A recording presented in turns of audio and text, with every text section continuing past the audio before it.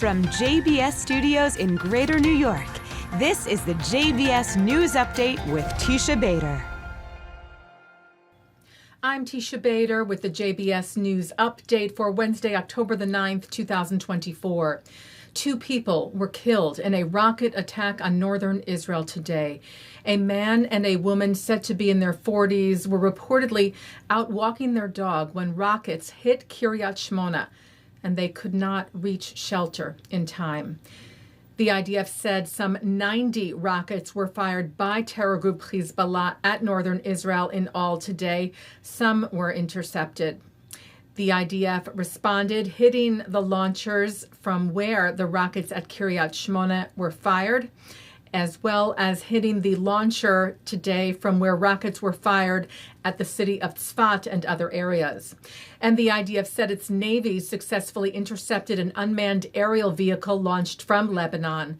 Last night, the IDF said Israeli fighter jets conducted a precise, targeted strike on a weapons production facility embedded next to civilian infrastructure in the Dahia area in Beirut, as well as a Hezbollah intelligence headquarters in the area. 6 people were injured, 2 of them critically, in a terror attack today in the city of Hadera, where a terrorist said to be an Arab Israeli rode on a moped to various locations in the city, stabbing people on the street. He was ultimately cornered by a group of civilians and subdued until the police arrived. 3 of the other victims hurt in the attack were said to be in serious condition, 1 in moderate condition. A rocket was also launched at Israel today from Gaza. The IDF said it was intercepted. The IDF saying it continues to operate in the Gaza Strip against terror group Hamas, where forces eliminated terrorists in ground and air battles, located weapons, destroyed terrorist infrastructure, and rocket launchers that it said were loaded and ready to be launched towards the State of Israel. Israeli Prime Minister Benjamin Netanyahu today held a phone call with U.S. President Joe Biden. White House Press Secretary Karine Jean-Pierre saying that the conversation was direct and productive and focused on Iran and the situation in Lebanon.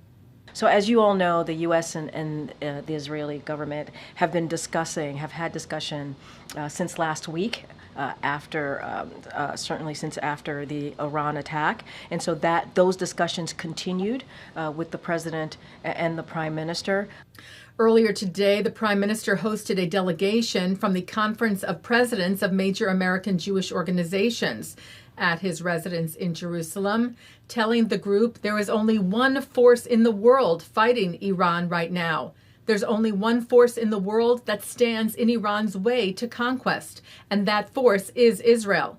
If we don't fight, we die.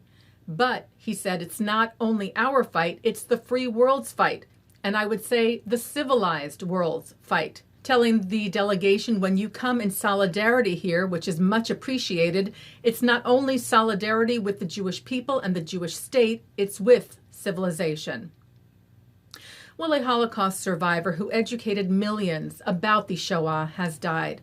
Lily Abert's mother, younger sister, and brother were murdered at Auschwitz. She survived and made a promise to herself to tell her story with strength and dignity to honor those who did not. And together with her great-grandson, Doug Foreman, did just that, reaching millions on social media platforms.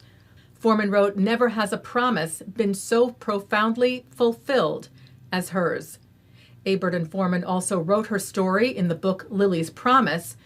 Abert received several awards throughout her life for her work, including last year being appointed a member of the Order of the British Empire for her services to Holocaust education. Lily Abert is survived by 2 children, a third had predeceased her, 10 grandchildren, 38 great-grandchildren, and 1 great-great-grandchild. She was 100 years old. I promise you, we have not done no murder, nothing wrong things. Only our problem was we were born Jewish. And we kept our belief, and I am keeping and carry on to do as long as I have life in my body. Taking a look now at our programming for tonight on JBS for Wednesday, October the 9th at 7 o'clock. David Harris reflects on Israel and the global landscape 1 year after the tragic events of the October 7th Hamas massacre. At 7:30, CEO of the FIDF Steven Weil talks about the significance of Rosh Hashanah and the auspicious period that follows the days of awe, reflecting on the tragedies and triumphs of the past Jewish year. At 8, Shai Abramson, chief cantor of the IDF, and the Shai Bachar Band perform a rousing concert in honor of Israel from the Hampton Synagogue. At 9, it's Ken Spiro on L'chaim. At 10, Abigail Pogrebin speaks with Noah Feldman to discuss his book, To Be a Jew Today. At 10:30, an encore of the news, and coming up next, it's Thinking Out Loud. And that's the JBS News Update for Wednesday, October the 9th, 2024. I'm Teisha Bader. Am Yisrael Chai.